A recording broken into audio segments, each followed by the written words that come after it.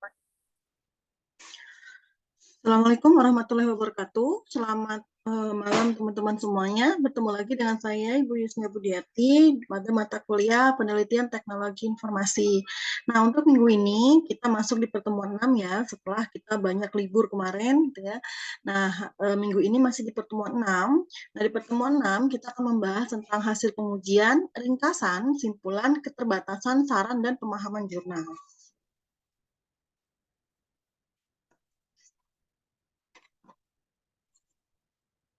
Nah, yang pertama kita bahas tentang hasil pengujian. Nah, dalam riset ya, karakteristik data harus diketahui, apa saja yang harus diketahui. Yang pertama tentang frekuensinya, tendensi pusat, dan dispersinya. Nah, pada saat kita melakukan pengujian data statistik, nah sebelumnya kan kita sudah misalkan menyebarkan kuesioner, lalu user sudah mengisi kuesionernya, nah kita mendapatkan data teman-teman. Nah data itu kita olah, nah hasil pengujiannya ya nanti akan kita dapatkan. Nah untuk pengolahan datanya di sini kita menggunakan yang namanya statistik ya.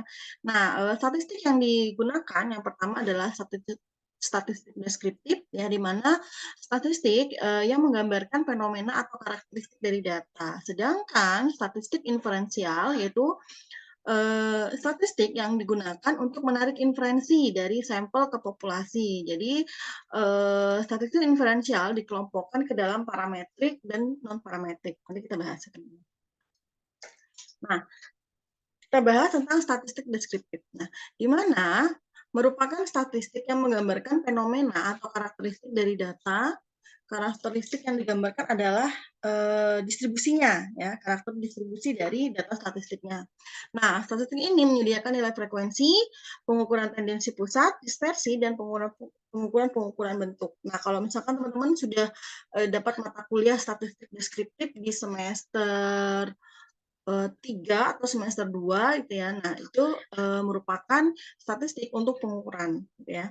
Nah, frekuensi adalah statistik yang mengukur berapa kali suatu fenomena terjadi. Gitu ya. Misalkan kita mau mengecek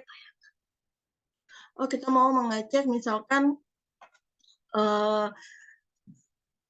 berapa kali dalam satu bulan seorang customer melakukan pembelian. Nah, itu berarti kita mengamati kira-kira frekuensi yang terjadi berapa kali nih dalam satu bulan untuk misalkan kita ingin mendeteksi atau ingin mencari ya produk apa yang laris di pasaran seperti itu. Nah, berapa kali nih customer kita membeli produk tersebut dalam satu bulan? Nah, itu kita sebutnya frekuensi, teman-teman. Ya, mengukur tendensi pusat atau lokasi yaitu mengukur nilai-nilai pusat dari distribusi data yaitu mean, median, dan mode-nya. Nah, mean ini seringan data, median ini nilai tengah dari data dan lain sebagainya. Seperti itu ya, teman-teman. Nah, contohnya seperti ini. Ini contoh statistik deskriptif ya. Contohnya misalkan data umur responden. Nah, dari data yang masuk, dari kuesioner yang kita sebarkan, dari data yang masuk, ternyata ada data umur respondennya. Ada mulai dari 20 sampai dengan 39. Nah, perhatikan di sini ada beberapa data yang sama. Artinya apa? Oh, berarti customer tersebut atau user tersebut ya umurnya sama gitu ya. Nah, seperti ini. Nah, berapa frekuensinya? Oh, berarti di sini frekuensinya ada 12, teman-teman. Artinya ada 12 data. Nah, bagaimana dengan nilai min-nya? Nah, nilai min-nya jumlah data sebelumnya ditambahkan dibagi dengan frekuensi data. Nah, didapatlah ini 30. Jadi ini ditambahkan semua lalu dibagi nilai frekuensi datanya 12 jadi menjadi 30. Nah, kita lihat mediannya atau nilai tengahnya. Nah, mediannya atau nilai tengahnya dari seluruh data ini kita bagi dua, ya. Nah, ternyata di sini didapatkan bahwa nilai tengahnya adalah 31, gitu ya. Nilai mode atau nilai yang banyak terjadi, ya. Nah, dari data ini frekuensi yang paling banyak apa atau yang paling banyak terjadi yaitu di 25 dan 35 itu ya. Nah, di sini dinilai yang paling awal terlebih dulu. Berarti di sini adalah 25 ya dari nilai modenya. Nah, ini statistik deskriptif. Nah, ini harus kita analisis ketika kita melakukan penyebaran data. Teman-teman ya. Nah, dispersi adalah statistik yang mengukur validitas atau penyebaran dari data terhadap nilai pusatnya. Artinya di sini pengukuran-pengukurnya harus jelas, penyebarannya harus valid gitu ya. Jadi tidak boleh misalkan di kuesioner di pertanyaan kuesioner nomor 1 misalkan, hampir seluruh responden itu menginput, setuju misalkan. Nah, ada beberapa responden menginput sangat tidak setuju. Nah, ini kan sudah Eee, menyimpang teman-teman, penyebarannya tidak rata gitu. Kenapa? Karena tadi ada misalkan 100 responden menginput setuju, hanya 5 responden menginput sangat tidak setuju. Berarti ini, penyebaran dari, dispersi datanya ini, tidak valid gitu ya. Jadi kalau misalkan nanti berarti akan dilihat nih, kira-kira apakah benar-benar, responden menjawab sesuai dengan, eee pengalamannya, atau responden tidak mengerti pertanyaannya, atau responden hanya asal menjawab. Nah, itu harus dicari nanti kasusnya. Jadi dispersi adalah pengukuran validitas atau penyebaran dari data terhadap nilai pusatnya, gitu ya. Nah, pengukuran bentuk terdiri dari skewness dan kurtosis, gitu ya. Nah, skewness yaitu pengukuran penyimpangan distribusi data dari bentuk simetris, sedangkan kurtosis yaitu pengukuran ketinggian atau kerataan dari distribusi data. Jadi untuk status deskriptif ya, jadi distribusi datanya ini harus normal. Jadi makanya ketika kita melakukan penyebaran kuesioner, sebelum data dari kuesioner itu diolah, kita harus melakukan uji terlebih dahulu terhadap validitas kuesionernya, teman-teman. Yang pertama yaitu uji validitas, yang kedua uji reliabilitas, dan uji normalitas penyebaran datanya. Jadi sebelum kita olah datanya itu harus sudah dilakukan uji terlebih dahulu dari data kuesionernya. Nah, berikutnya adalah pengujian model. Nah, di pengujian model ini tergantung dari tujuan penelitiannya, teman-teman. Ya, apakah modelnya harus diuji ataupun tidak diuji. Gitu ya. Jadi, jika tujuan dari penelitian untuk menemukan dan memverifikasi signifikansi dari variabel-variabel, biasanya model penelitian tidak diuji. Tapi, jika penelitian sudah mapan dan banyak variabel yang sudah banyak ditemukan di penelitian-penelitian sebelumnya, maka penelitian ini harus mulai mencoba membangun suatu model penelitian. Jadi, kalau misalkan hanya menguji signifikansi, nggak perlu kita buatkan model. Gitu. Tapi, kalau variabelnya sudah banyak, ya sudah oke, nah, ini kita perlu membangun sebuah model. Kenapa? Karena nanti penelitian berikutnya kita hanya langsung menguji modelnya saja, jadi tidak perlu membuat yang lain, membuat yang baru gitu ya. Kenapa? Karena sudah ada ya model penelitiannya seperti itu. Yang berikutnya adalah pengujian hipotesis. Nah, untuk menguji hipotesis ada prosedur pengujiannya. Yang pertama, kita nyatakan dulu hipotesisnya seperti apa. Yang kedua, kita memilih pengujian statistiknya, gitu ya. Yang ketiga, kita menentukan tingkat keyakinan yang diinginkan berapa, misalkan 0,05 atau 0,06 seperti itu ya. Lalu menguji koefisiennya. Nah, contoh pengujian hipotesis teman-teman. Yang pertama, lakukan pengujian untuk menentukan hubungan antar jenis variabel, misalkan antara jenis kelamin, pekerjaan, dan juga pendidikannya. Ya. Nah, berikutnya kita cari dasar keputusan hipotesis. Nah, misalkan yang namanya hipotesis gitu ya, kita harus bentuk terlebih dahulu atau kita nyatakan dulu hipotesisnya. Misalkan tidak ada hubungan antara baris dan kolom untuk H0-nya. Nah, H1-nya ada hubungan antara baris dan kolom. Oh, misalkan seperti ini. Eh, ada pengaruh, misalkan ada pengaruh pembelian customer dengan meningkatnya omset, misalkan itu H0, H1-nya tidak ada pengaruh pembelian customer dengan peningkatan omset penjualan, misalkan seperti itu. Nah, nanti kita akan melakukan analisis untuk melakukan apa? Uji hipotesisnya. Apakah H0 ataukah H1 yang diterima. Nah, ini untuk pengujian hipotesis harus melalui probabilitas tadi, teman-teman. Nah, ini tingkat keyakinannya berapa. Nah, di sini jika probabilitasnya lebih besar dari 0,05 gitu ya, maka H0 diterima. Gitu ya. Jika probabilitasnya di bawah 0,05, maka H0 ditolak dan H1-nya yang diterima. Jadi yang pertama tentukan dulu nih kebutuhan bentuk hipotesisnya seperti apa, yang kedua tentukan tingkat dari, kemungkinan atau diterimanya suatu hipotesis gitu ya. Nah, jika misalkan lebih besar dari, nilai kemungkinannya misalkan 0,05 maka H0 diterima, jika lebih kecil maka H0 ditolak dan H1-nya yang diterima, seperti itu ya. Ini contoh untuk pengujian hipotesis. Jadi kalau hipotesis hanya ada 2 teman-teman, H0 dan H1 ya.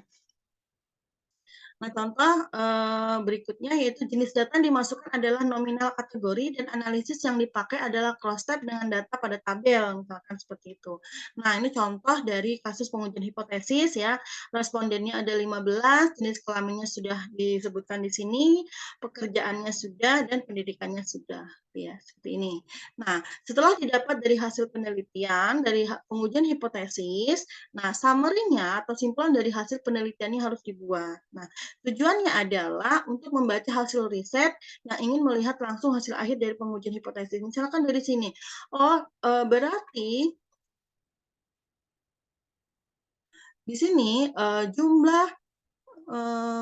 jumlah pembeli perempuan gitu ya lebih sedikit dibanding jumlah pembeli laki-laki. Nah, nanti di sini ini baru data kasus awal nih, data respondennya saja gitu ya. Nanti apa yang diberikan oleh responden di kuesioner itu nanti akan setelah diuji datanya, maka lakukan pengujian hipotesis berdasarkan hasil data statistik yang tadi yang 0,05 atau 0,06 dan lain sebagainya.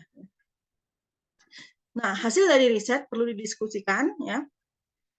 Bagaimana mendiskusikan hasil riset berarti menjelaskan mengapa hasil yang didapat seperti itu, gitu ya. Jadi sesuai dengan keadaan yang sebenarnya, gitu ya.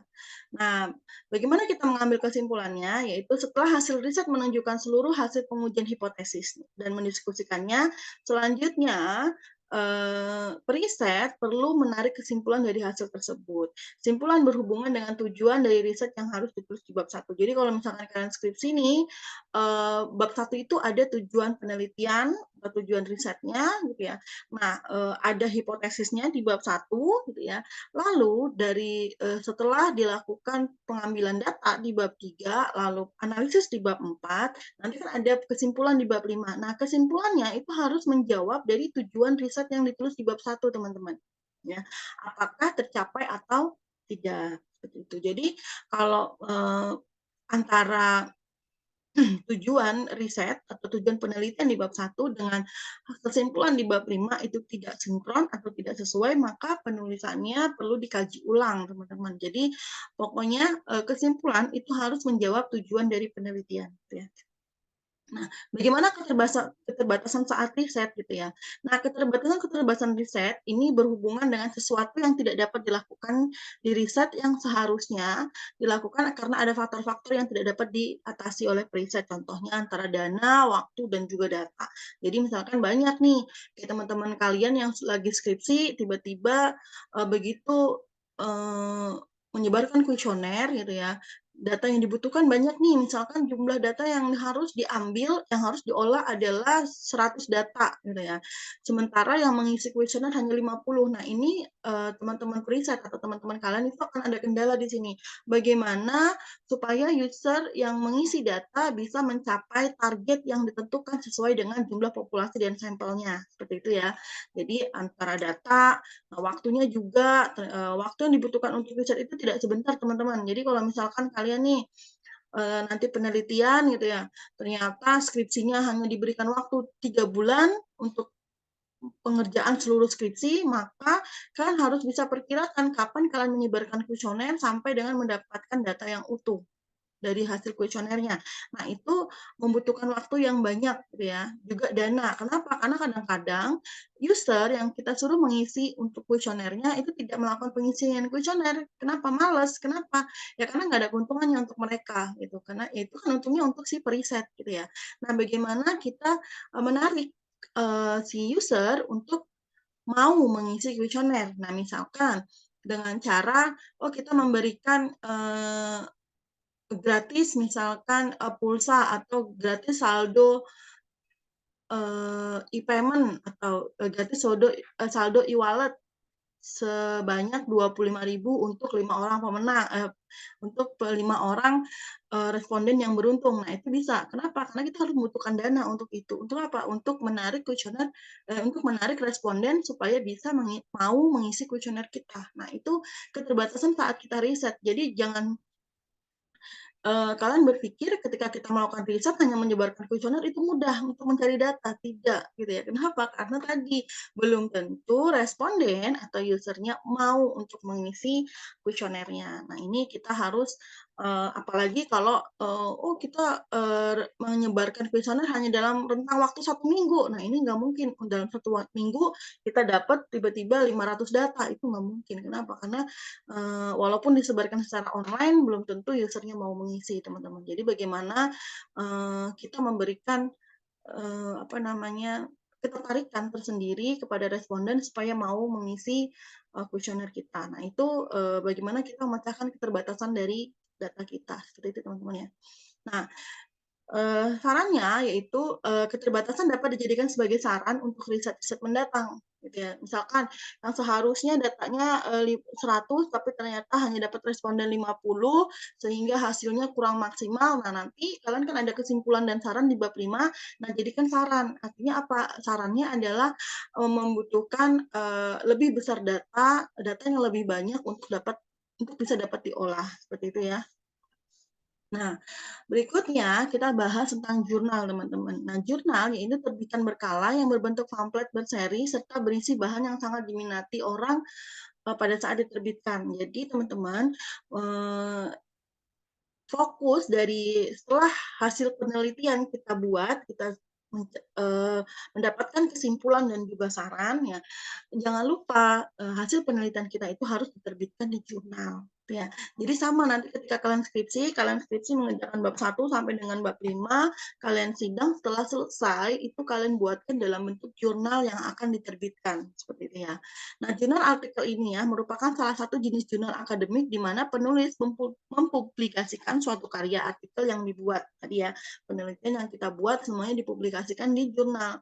Tujuannya untuk apa? Untuk riset-riset yang akan datang supaya apa? Supaya mereka bisa menjadikan hasil penelitian kita sebagai acuan, seperti itu ya.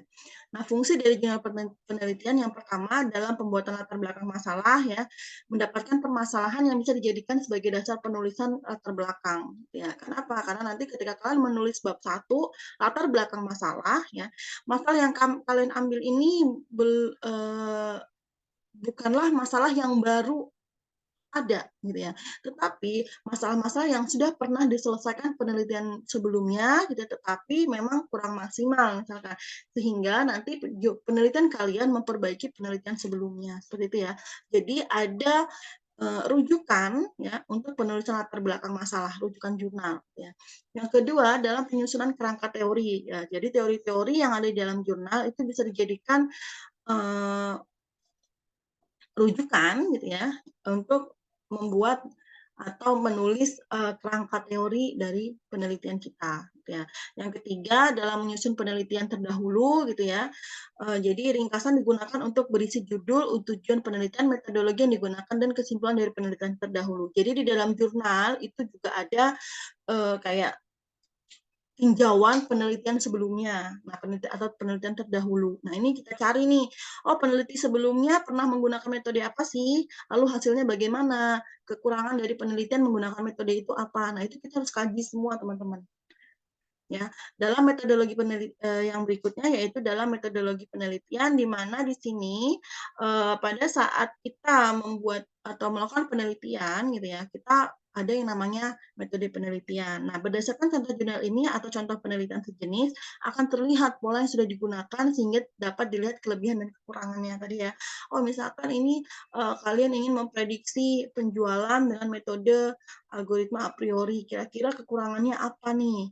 Nah, kalian nanti penelitian kalian jangan gunakan itu lagi. Karena apa? Karena itu memiliki kekurangan. Jadi kalian cari metode yang lain dengan mengangkat permasalahan yang sama, gitu ya. Yang kelima yaitu dalam pengambilan keputusan, yaitu kesimpulan diambil dari suatu karya ilmiah biasanya sesuai dengan kesimpulan yang didapat dalam penelitian terdahulu. ya. Jadi nggak mungkin melenceng dari penelitian yang terdahulu, teman-teman. Makanya yang namanya jurnal itu penting untuk dipublikasikan, gitu ya. Kenapa? Karena sebagai acuan untuk penelitian seterusnya, seperti itu ya.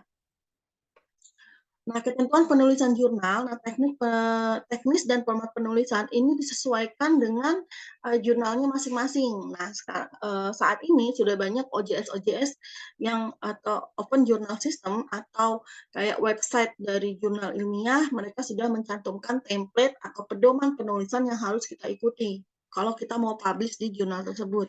Nah, contohnya adalah jurnal Pilar dari Nusa Mandiri. Nah, di sini terdiri dari judul, nama penulis, abstrak, intisari, pendahuluan, dan lain-lain. Nah, naskah diketik satu spasi dengan dalam format Microsoft Word dengan font face-nya adalah Cambria, font size-nya 10, ya, dan maksimal 9 halaman, ya, minimal 6 halaman, dengan ukuran kertas A4, ya, tabel dan ilustrasi, daftar pustaka, dan lain-lain. Nah, ini contoh teknik format penulisan.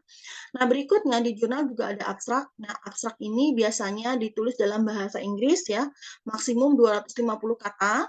Nah, dan abstrak ini ditulis dalam satu paragraf, tidak boleh lebih dari satu paragraf ya, di mana isi dari abstrak adalah latar belakang, tujuan, metode penelitian yang digunakan, hasil, dan kuncinya, yaitu huruf kecil semua ditulis dengan alfabet sebanyak 3 sampai 5 kata kunci atau keyword. Jadi di abstrak itu dia maksimal 250 kata dalam satu paragraf dan dengan keyword maksimal 5 keyword gitu ya. Nah, intisari ditulis dalam bahasa Indonesia maksimum 250 kata ya.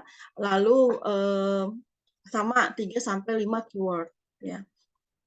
Nah, di pendahuluan pada penulisan jurnal berisi latar belakang, konteks penelitian, hasil kajian pustaka, tujuan penelitian, dan seluruh bagian pendahuluan dipaparkan secara terintegrasi dalam bentuk paragraf ya, dengan panjang 15 sampai 20% dari total panjang artikel. Jadi kalau misalkan artikelnya kita kira 9 halaman gitu ya, maka ya bisa dikira bahwa penulisan pendahuluan bisa 1 atau maksimal 2 halaman, tidak boleh lebih dari itu. Seperti itu ya teman-teman ya.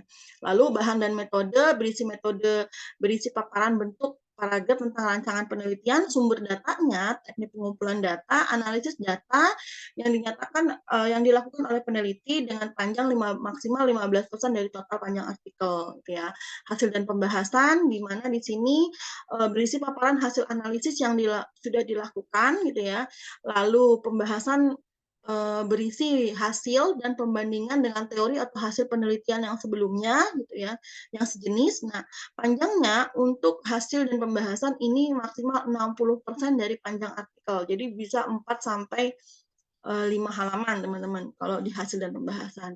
Nah, berikutnya kesimpulan yaitu berisi temuan penelitian berupa jawaban atas pertanyaan penelitian di pendahuluan dan berupa hasil intisari dari hasil pembahasannya. Nah, kesimpulan disajikan dalam bentuk paragraf seperti itu. Jadi kalau misalkan di paper skripsi, kesimpulan itu dibuat dalam bentuk poin 1, 2, 3, 4, sedangkan kalau di jurnal kesimpulan itu ditulis dalam bentuk paragraf, teman-teman. Seperti itu ya. Nah, berikutnya adalah referensi atau daftar pustaka. Nah, daftar pustaka ini sumber rujukan minimal 80% berupa terbitan 10 tahun terakhir. Jadi maksimal untuk buku biasanya 10 tahun terakhir, teman-teman. Kalau jurnal biasanya 5 tahun terakhir gitu ya. Rujukan yang digunakan adalah sumber primer berupa artikel penelitian dari jurnal dan laporan penelitian termasuk skripsi, tesis, disertasi ya. Di sini digunakan sebagai rujukan. Jadi biasanya jurnal-jurnal teman-teman dengan berupa pustaka terbitan 10 tahun terakhir ya. Nah, ini kalau kalian teman-teman mau melihat web jurnal bisa dicari di Google Scholar ya. Itu bisa langsung dicari dengan tema kalian apa, itu langsung cari aja atau langsung ke OJS jurnalnya di ini hanya contohnya ya, iJurnal Nusa Mandiri dan iJurnal BSI.ac.id. Ini hanya contohnya. Tapi kalau kalian cari di Google ini akan banyak kalian temukan URL jurnal seperti ini atau OJS-nya ya, teman-teman. Oke, baik. Untuk materi pertemuan 6 kita cukup sampai di sini. Jika ada yang ditanyakan, kita langsung ke WA Group ya teman-teman ya. Oke, saya tutup. Assalamualaikum warahmatullahi wabarakatuh.